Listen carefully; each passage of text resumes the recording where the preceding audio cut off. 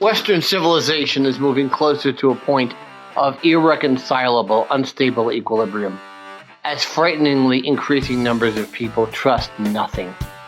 Media, academia, and especially the governments are no longer held in high esteem. Regaining trust is often impossible after betrayal. However, transparency is essential to any healing process, and that is the essence of the Don Sullivan Show. Please listen to the team explore, probe, and debate cutting-edge science, technology, and computing. Play ball! Welcome to a very special episode of the Don Sullivan Show. As you can hear, Don is currently on the road, and you're going to learn more about that very shortly. I'm your co-host, Jersey Steve. First, we want to thank our sponsors. Today's episode is brought to you by License Fortress, the industry's first and only software asset management firm to offer both a financial and legal guarantee at its highest level of service. Whether it's Oracle, Microsoft, or VMware, License Fortress helps organizations stay compliant, avoid audits, and save money. You can learn more at licensefortress.com. And please support our producer, our wonderful producer, Bill Axt, by visiting axtinc.com. That is AXTINK.com. You can subscribe to his YouTube channel and help support his efforts to create humorous animation, as well as run our website, all while researching a cure for baldness.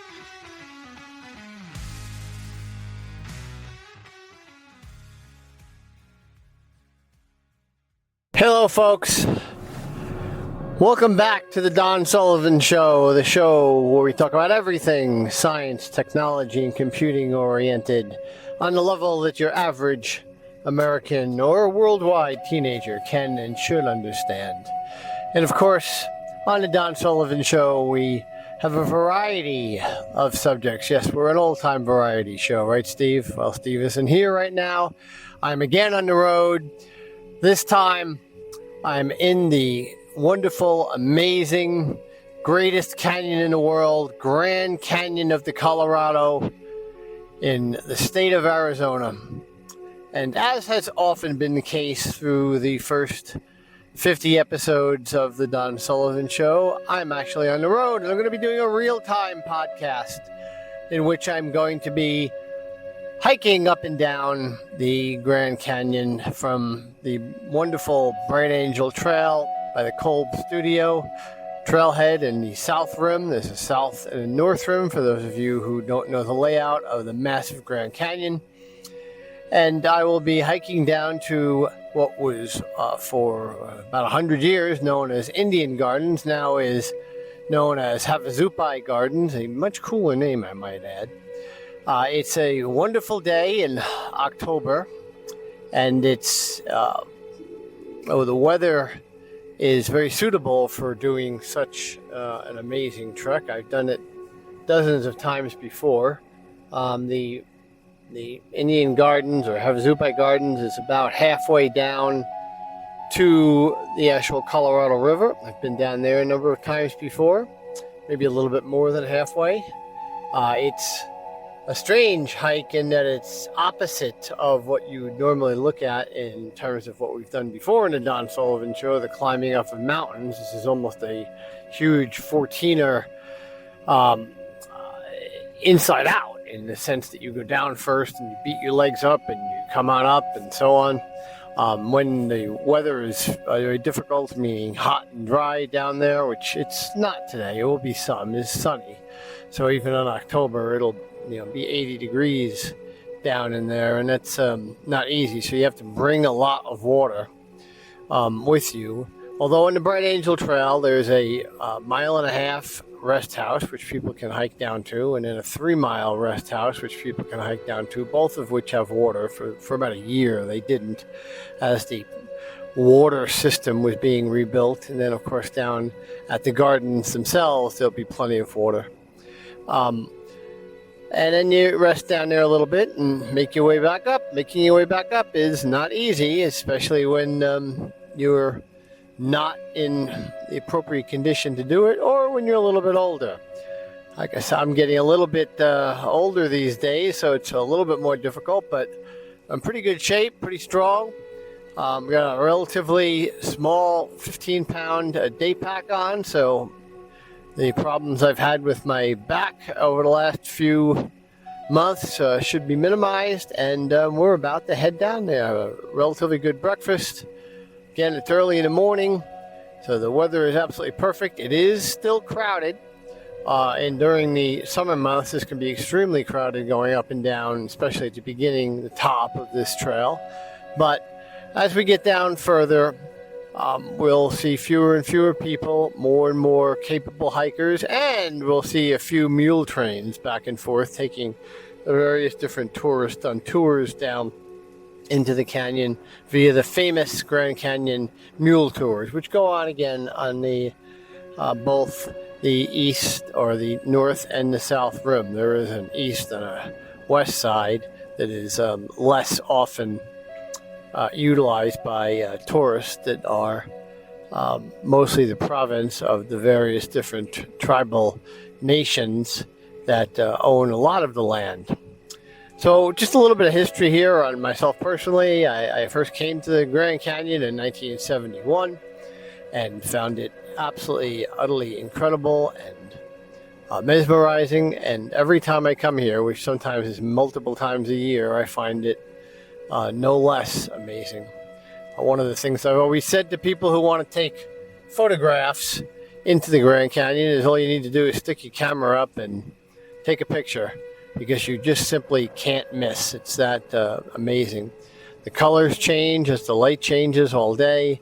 The foliage down, particularly in the gardens at the early springtime, so we won't hit it today, have prickly pear cactus that bloom with abnormally large flowers, which are number in the hundreds, if not thousands, all the way through the area. It's absolutely incredible. So I do really recommend those of you who are capable, especially those of you who are younger, to go and experience this. As I mention quite often, we recommend people go to all of the national park areas as much as they possibly can to experience these amazing areas. And I will again pay kudos to Teddy Roosevelt and even Ulysses S. Grant and that administration back in the 1870s for the Antiquities Act that allowed the presidents to designate federal land into national monuments, and then Teddy Roosevelt creating the national park system and so on.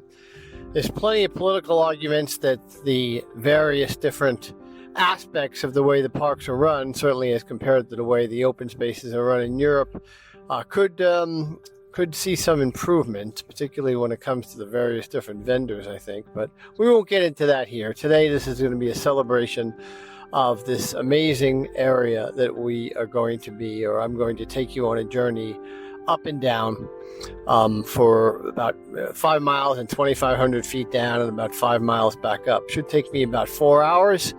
I'll be back on and off with some commentary. Sometimes you'll be hearing other people back and forth. Sometimes you will be hearing me breathing quite hard, although I'll try to stop to comment as much as possible. So here we go.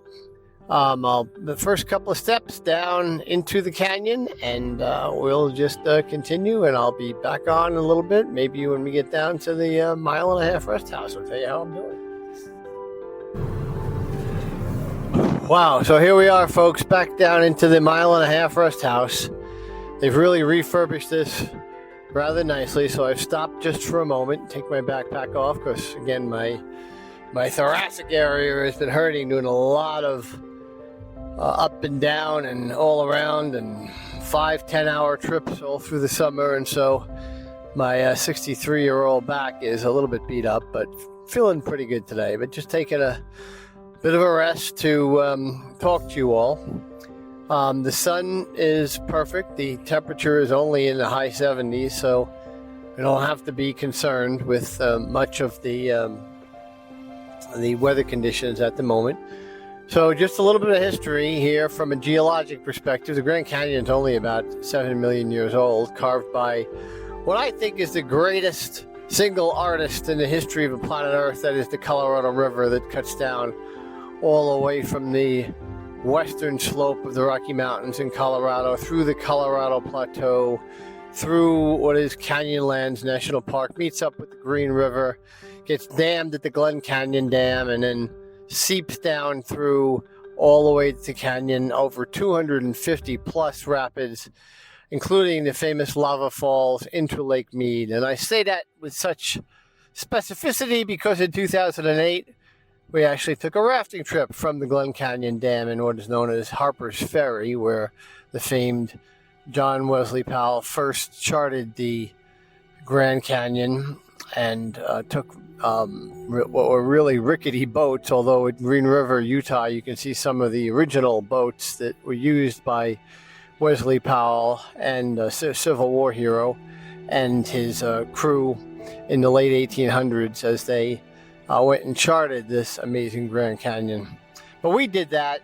We did it with rafts that had outboard motors on them for safety purposes, and went through all 250 rapids all the way to near Lake Mead, and at the bottom of the far part of the Grand Canyon, just before the Hoover Dam. We'll have a whole Don Sullivan show on the construction of the Hoover Dam at some point, and hopefully we'll get some construction engineers to talk to us about that, because that in and of itself is just an absolutely amazing human accomplishment. The 2 gigawatt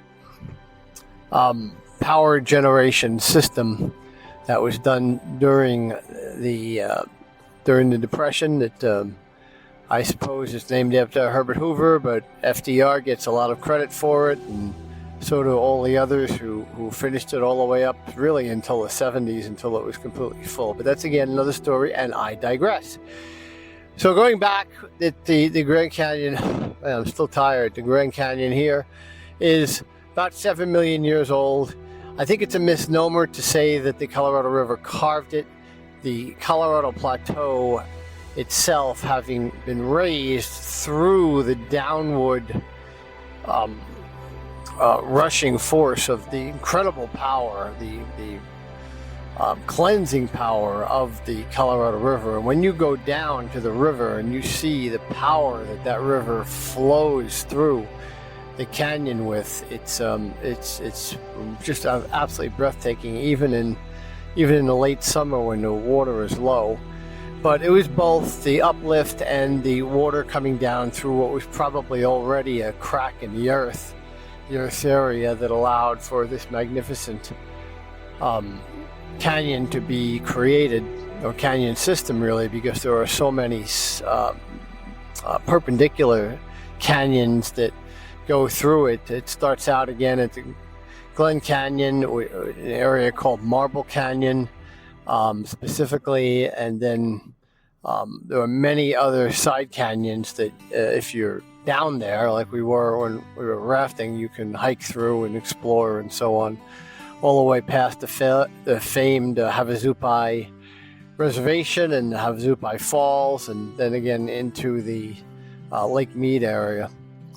So one of the things that becomes a little bit confusing to students who are studying rudimentary geology is, even though the canyon itself, that is the hole, the opening, is not enormously old, it is incredibly massive. From the south rim to the north rim, you can look across, and it doesn't look that far, but it's a 24-mile hike to go all the way across, and it's about 12 to 15 plus miles across as the crow flies, so to speak. And it's a totally different ecosystem over on the north side. Unfortunately, this year it's all closed due to massive fires, and some of the tremendously wonderful old structures, including the Grand Canyon Lodge at the north side, has been burned down. It's been reconstructed 3 times over the last 150 years. I stayed in it myself a number of times, including 1971 and last year. Last year, that is 2024. And they'll rebuild it again, but it's all closed down now. But my point is overall that it is a completely different ecosystem over there. For example, it's at 9,000 feet, so it's colder. They get much more snow. There are Canadian pines that are much, much taller over on the north rim, whereas the predominant species of pine tree and the south rim are the ponderosa pines. There isn't a lot of wildlife. There are deer and elk that run around, and of course the squirrels and the amazing California condors, if you're lucky enough to actually witness one of them with their 7-foot plus wingspans. It is so important for the tourists, whether they be Americans or visitors to America, to know that they should not be feeding any of those animals. It's not only dangerous, they're cute and they're easy to feed. They've become very, very tame because people feed them, but it's not a good thing to do. That is, unless you, of course, plan on being here in the winter, in January, where it can be extremely cold, and you're going to feed them your peanuts out of your peanut bag at that point. So again, I digress a little bit, but the canyon itself, because it has been cut through all of this rock and goes down about from the south rim about 5,000 feet, about 7,500 from the north rim or something along those lines. That you see rock layers that start out with limestone and then a number of different layers of sandstone, which we'll be hiking through today. We're already in now at the 1.5 mile rest house. We're already at the middle of the various number of layers of sandstone, including the famous Kayenta sandstone, which many of which had extremely valuable minerals. So for many years after the creation of the National Park Service, there was still mining going on in here, and there was a lot of political infighting that went on to try to maintain the mining rights. Eventually, all the mining was stopped. There's some national historic sites and monuments around here to the mining, but that's no longer going on. But again, we're in the sandstone layers right now, below the limestone layers, and then moving down into a number of other layers until you get to the bottom and what's called the schist layers. The Vishnu Shift in particular is the lowest layer. There's actually a little bit of a layer that is just below the Vishnu schist, to say that correctly. It's about between 1.2 and 1.4 billion year old rock, some of the oldest rock on Earth, not the oldest, but incredibly old, obviously, and incredibly hard. If you can imagine the types of pressure that are on it from all of the subsequent rock layers that are on top that have now been exposed as the Grand Canyon has been created through, again, the combination of that uplift and the rushing of the powerful Colorado River through the last 7+ million years downhill. So we will be experiencing everything down to just below the layer of the sandstone, and I'll also add this on to you. If you come to the Grand Canyon and you're not necessarily one who, and maybe wisely, intend on hiking down into the Grand Canyon, there are many different trails, not just the Bright Angel Trail. The Kaibab Trail to the east is much steeper, goes down to the river faster, hooks up with the Bright Angel Trail at the famous Phantom Ranch, where if you want to wait for a couple of years and go into a lottery system, you might actually be able to get a bunk or a camp spot there. And then they both hook up with the North Kaibab Trail up to the north rim. There are many other trails, such as the Hermit Trail and the Tonto Trail, which runs parallel, and backpackers with backpacking permits spend a lot of time there as well. In the canyon itself, there's an incredible amount of space. It's an immense area. I always say to people when they ask me what my favorite place in the world is, I say, well, it's either in Yankee Stadium in the 9th inning of a winning game, or at the bottom of the Grand Canyon. I'm not sure which, and the truth is, in my many different lives, it's both of them. But it's overall, it's an incredible experience to be down here at all. But again, I digress. The point being that if you are not able or wanting to come down the Grand Canyon, you can walk along the Rim Trail, which is paved and it's accessible. And it can go along from the the South Kaibab Trailhead, again, east of the visitor centers and the whole Grand Canyon Village, all the way out to Hermit's Rest, which goes about 15 miles. And again, for the most part, it's completely paved. And along that route from the Kaibab Trailhead to the visitor center, they give explanations of the various different rock layers that you will be passing if you are going down into the Grand Canyon. So each one of those is suitable to stop. They only take about a minute to read, and it really gives you an incredible understanding and feeling of how these rock layers were formed over what is over a billion years, and were exposed over the last 7 to 10 million years by the creation of the canyon itself. So in a way, like Yellowstone, it is a bit of a scientific but more geological scientist playground.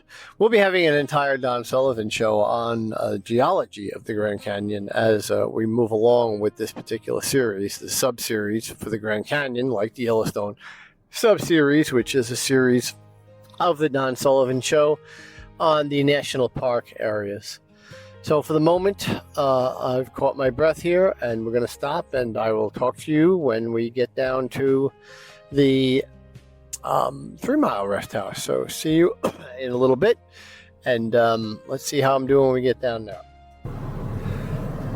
So everyone, I'm walking down through the layers here, and amazingly, as I'm walking down trying to avoid turning my ankle on some of these rocks, I was able to, and I suppose somewhat irresponsibly, but I'm so enthusiastic about sharing with you this information, I'm able to pull up on my phone a chart that I have, which I think I can share with you since I found it publicly, of the geologic time zones that have been covered by the, oops, watch that, almost stepped on that rock, the geologic time zone, or geologic time periods that were exposed, that are exposed as you go down past the through the various different layers in the Grand Canyon. So you go through the Permian area at the top, into the Kaibab limestone, as well as the Toroweep and the Coconino sandstones, into the Hermit Shale. I move into the Pennsylvanian era, into the Mississippian area, the Devonian area, the Cambrian area, which again, as we know from the Cambrian explosion time frame about 545 million years ago, where effectively life took over the planet, that's about 600 million years old. And then below that, which we will not be going to today, you get into the Proterozoic or Precambrian era. We won't talk about that too much. But what we're going to get to today, when we get past the 3 Mile Rest Stop, or at the 3 Mile Rest Stop, we're going to get to the red wall limestone layer, as well as what is really interesting, the mauve limestone. And what's incredible to me about all of this, and I'm stopped here just to talk to you for a moment, is that, and I can see it right now, the color of the rock so starkly changes, almost with just an instant, like it is a layer or a layer cake. So it'll change to a dark green, which is again one of those incredibly perfect colors. As we look back at our various different art series and the watch series that we have, we've talked about the different companies or artists creating these different colors, which are almost impossible to replicate. This seems to me be a color that I have just simply never seen, and I absolutely love it. And so I'm going to get off here again now. Let me get down safely to the 3 Mile Rest House, and I'll talk to you then. Well, hello again, everyone. Okay, I'm tired now a little bit, although I'm moving pretty well down at the 3 Mile Rest House. Again, there is water. There's a lot of people here, a couple of dozen. They're just resting as they consider whether or not they're going to turn around and go back up. We're about, 1,700 feet down from the top of the North Rim. A lot of people, such as myself today, will go all the way down to Havasupai Gardens, and we'll turn around down there. We're in that mauve limestone area, which is overall pretty incredible. What is a little bit something I don't understand, and again, hopefully we can get a geology a specialist on to talk about some of these differences. I don't quite understand why it's limestone and not sandstone. Because it looks to me to be more sandstone-ish than limestone. Obviously, limestone is created from the deposits left by an inland sea, such as the limestone up top, which is normally very white.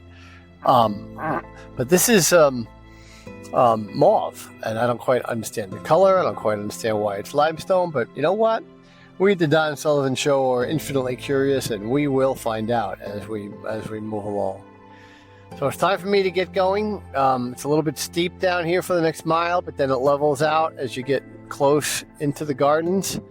And it's an absolutely beautiful area with a campground that takes, again, quite a long time to get reservations to actually sleep there. And one of these days I'm going to do that. For the hundreds of times I've been here, I've never actually, other than on the rafting trip, slept inside the inner canyon. So maybe we'll do that, but we're gonna get going now and talk to you later.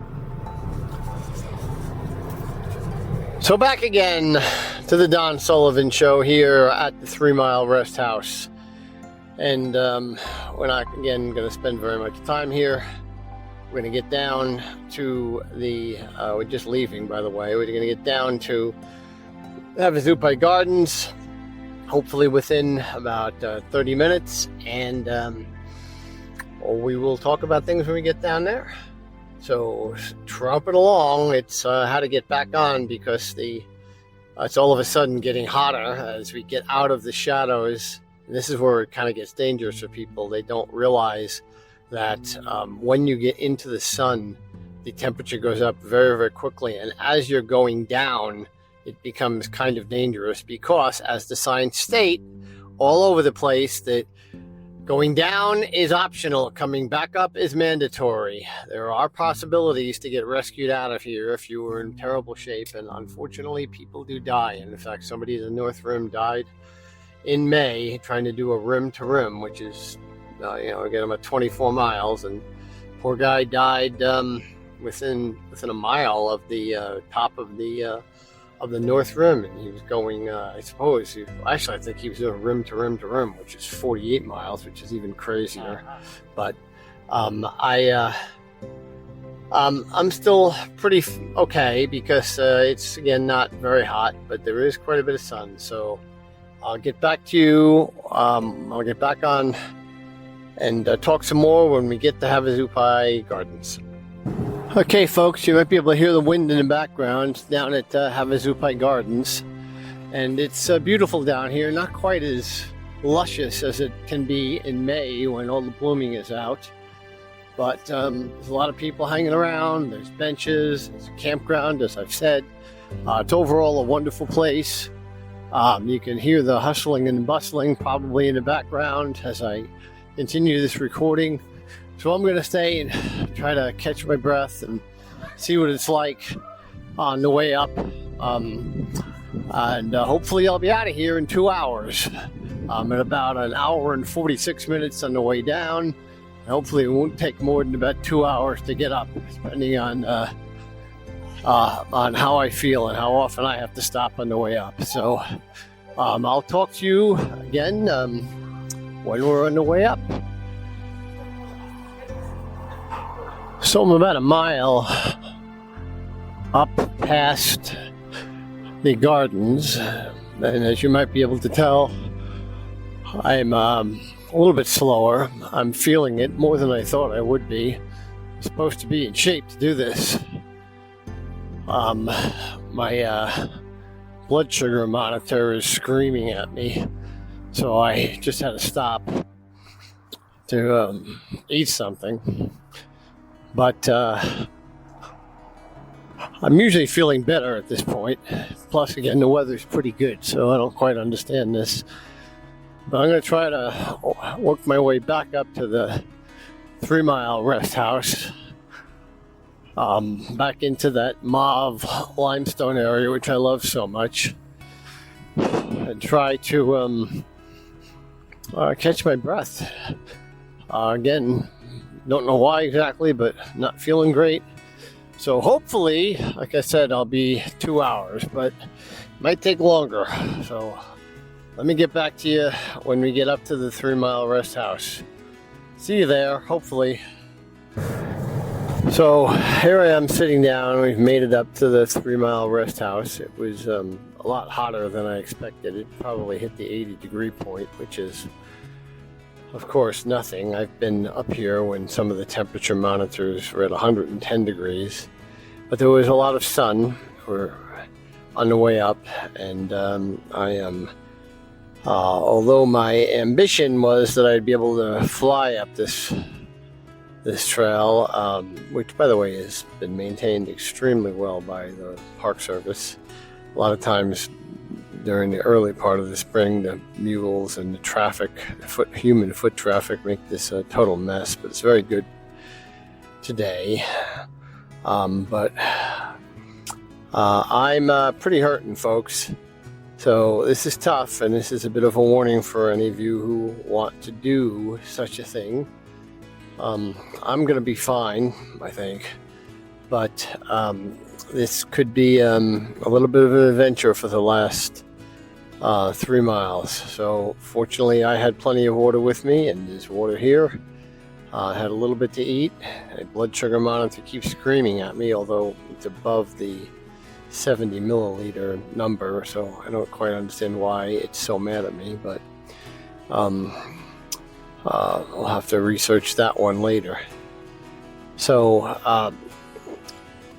getting thousands of people to do this all the time. If we were in May right now, or June, I'm sure there would be a ranger or two who would be questioning why I came down here as far as I did. But there aren't right now, and I'm sure I'll be fine. I just have to regulate this a little bit better as I move between the 3 Mile Rest House and the 1.5 mile rest house. I can see some mules, a small mule train coming down, so I'll have to get off on the side of the road there. The rules are, by the way, that you need to stand up and stand to the side of the trail whenever any of the mules come down, and the mule guide will direct you as to where the last participant in a mule train is. So it's actually quite easy, and it gives you a little bit of a rest. You don't want to be caught in back of them for obvious reasons when you're on the way up, but they're coming down and I'm going up now. So I will talk to you along the way, maybe when I get to the 1.5 mile rest house. See, I can barely speak. Well, everyone of the vast and loyal Don Sullivan Show audience, I have made it up to the 1.5 mile rest house, and I am exhausted.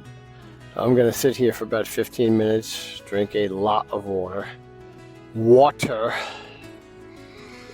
and try to maintain a reasonable pace up to the top. Now, it's about 800 to 1,000 feet from the 1.5 mile rest house all the way up. Again, I've done this many times, and I've felt pretty bad many times, but usually when it's hotter. So I'm not quite sure what's going on here. Now, you might think 1.5 miles is not that long away, but when you're where I am at right now, and when you're going up like I am right now after what you've done, it is quite a long way. It'll take about an hour. So I originally hoped that I would do this whole hike in under 4 hours. I certainly have before. I don't think that's terribly realistic, but at this point it's not about hitting some time thresholds and goals. It's about getting myself up without passing out, to be honest. Fortunately, a little bit of food I had has stopped my blood sugar monitor from screaming at me and annoying the other people on the trail that see me. One of the interesting phenomena is, and I'll just leave you with this before I head on up of this last 1.5 miles, is that people stop on the way up and you pass them, and then you stop and they pass you, and so you actually kind of get, it's funny, you kind of get to know people on the way up that you will never meet again and you will never see again, but you have certainly a common experience with them as you go up. One of the things that will happen is we go up. I'll wait to explain that to you because it's kind of funny, and I'm going to need a little bit of a laugh when we get to about half mile to go. So I'll get back to you probably in 30 minutes real time, and just click in your time. So folks, I've gotten to a point of about a half mile to go. I can actually see the Kolb Art Studio. I am exhausted, and what is actually more interesting is why I'm exhausted. Because even though one of the things that happens is that you get a little bit more altitude. Of course, even though you started here 4 hours ago. You get a little bit more altitude. It is a little bit steeper right at the top.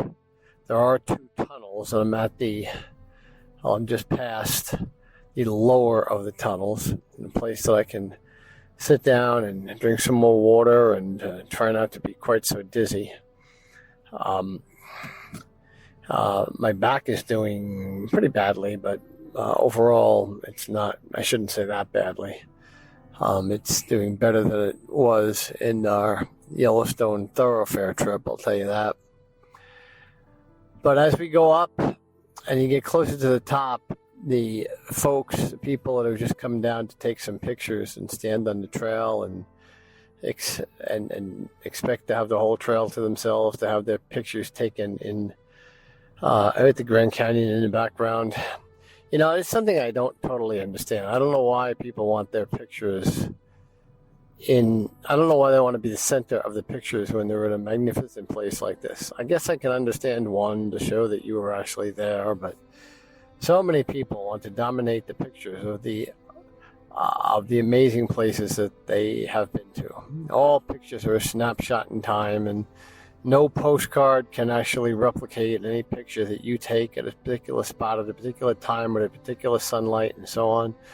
So I prefer my pictures as much as possible to not have me in it, other than the rare occasion where I want to show a silly selfie or something else about some people that I'm with or something else that's special. But you go past a lot of people who are just coming down to take some pictures. We're only about a half mile from the top. And there are also a lot of people that will have sandals. People who are obviously very ill-equipped to actually be going past where they are right now. Hopefully they're not. I just saw a lady come by with an absolutely tiny infant, probably a couple of months old as well. I hope she is okay, because some of the rocks get a little bit difficult. You can easily trip on them.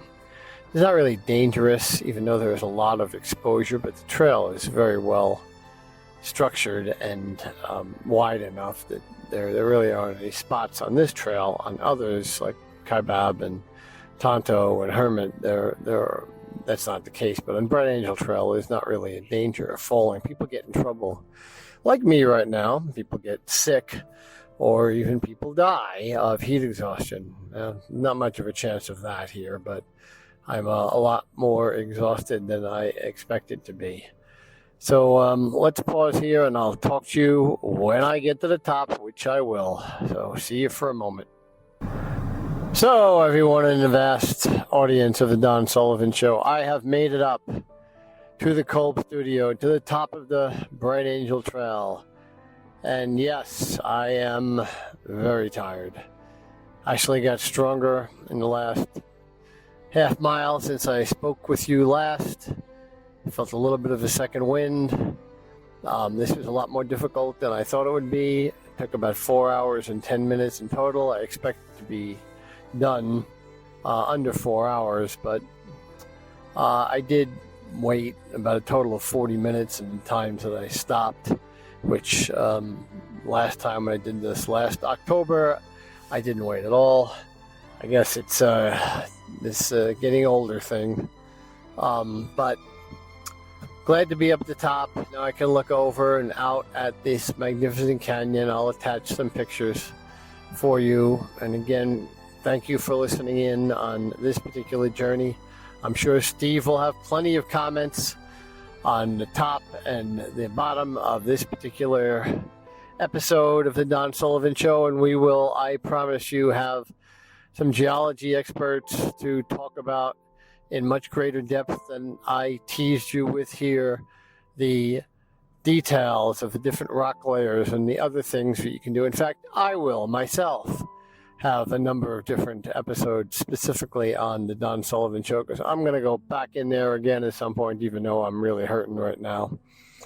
But I'll get to my car. I'll have a Diet Coke. Diet Coke is not a sponsor, unless they want to be, of the Don Sullivan Show. But I drink a lot of Diet Coke, so got to mention it at some point, I suppose. So I'll get over to my car, sit around for a while, and then make my way back to my home base in Denver sometime tomorrow. So again, folks, as always, no matter where we are, whether or not I'm in the Austrian Alps or in Alaska or in a mountain in Colorado at very high altitudes, or we're talking to artificial intelligence experts, or we're looking up at the skyscrapers in Manhattan and talking about the architecture, or we're talking about music, no matter what, always remember one thing, especially in this baseball playoff season time, that all at-bats are situational. See ya.